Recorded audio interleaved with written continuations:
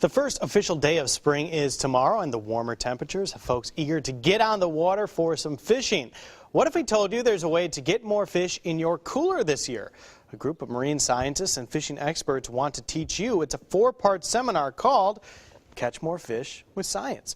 This morning we have Samuel Clarity here to tell us all about it. Thank you so much for being here this morning. Well, thanks for having me, Joe. Well, tell us a little bit about this seminar, the 4-part. What's going on here? Okay, well, this is a new program that we've developed. I'm at the University of Southern Mississippi's Gulf Coast Research Laboratory over in Ocean Springs, Mississippi. Okay. So it's a short drive over from this area, of course. Not bad at all. And it's really unique. We're developing a seminar series that is pairing our biologists there on our campus, our fisheries biologists, with local captains that go out fishing every day.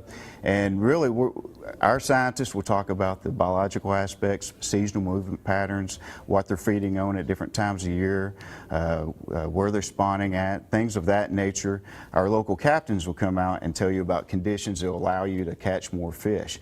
And then we're going to follow that up with a tackle rep that tells you a little bit about the hot baits at different times of the year as well. Pretty much everything you need to know, yeah, because it's, any day fishing is better than a day of work, a lot of people say, but you don't want to spend all day out on the water and come home with nothing to talk about. So this will help you get those fish in your boat or in your cooler or in your net, whatever you want. So let's talk about how are these 4 parts broken down?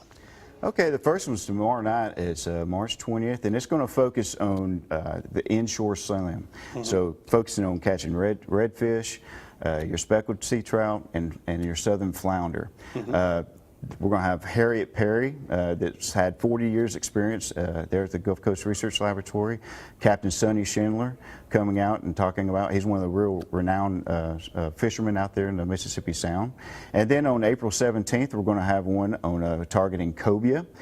So that's about the time that cobia season really picks up around here. We'll have Jim Franks as a science portion, which is really regionally well known for his work there at the research lab.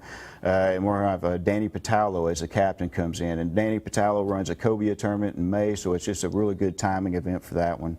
And then in May 22nd, we're going to have Dr. Reed Hendon come in and from the facility, and he's going to talk about spotted sea trout and their movements and foraging patterns. And then we're going to have Captain Matt Tussa come in and talk about the catching of those. And then finally, we're going to wrap it up in June.